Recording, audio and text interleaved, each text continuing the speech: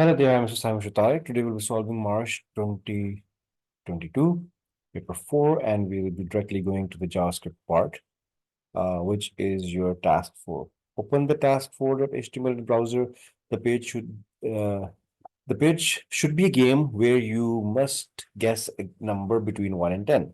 Open the file in your text editor and amend the file so that the page displays an alert with the text well done if the guess is correct, or sorry, that's wrong if the guess is incorrect.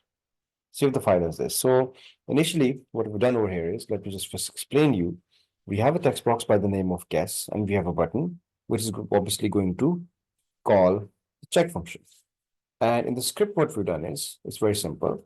We have used over here in the scripting, first of all, we declared a variable random number, and this is how you can get the random number. So please remember this code. It's math.floor, math.random. So it's built-in function multiplied by 10 plus 1. So if you want to get between 1 and 10, this is what we use. Okay, so I have variable text. Function over here does is that if the random number is double equal to guess.number. Okay, so guess.value. So whatever you typed in, if it's double equal to, we compare the value in a text box with the random number which is generated over here. Yes or no? So every time you click, obviously random number will be generated, and then we keep on comparing. If this is true, then the text well done will be displayed, and where will it be displayed? In the placeholder result. Okay, and the result basically is a heading 1 tag.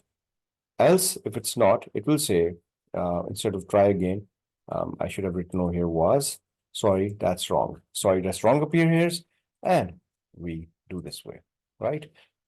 Later on, what we have is, let me just edit the task 4 file to add a count of the number of attempts to guess the correct number. Amend the alert as shows. If the guess is wrong, the alert should display try again. If the guess is correct, the alert should display well done. You took n tries, n is the number of attempts. Save the file as this. So what we've done over here is, let me just somehow declare this. Okay, so random number, right? So what we've done over here is, as you can see, is the only change that I've made is hold on. Yeah, so I made a variable tries, which is starting from 1. And then you can see over here is I have is tries, which has been concatenated to let know how many tries we made.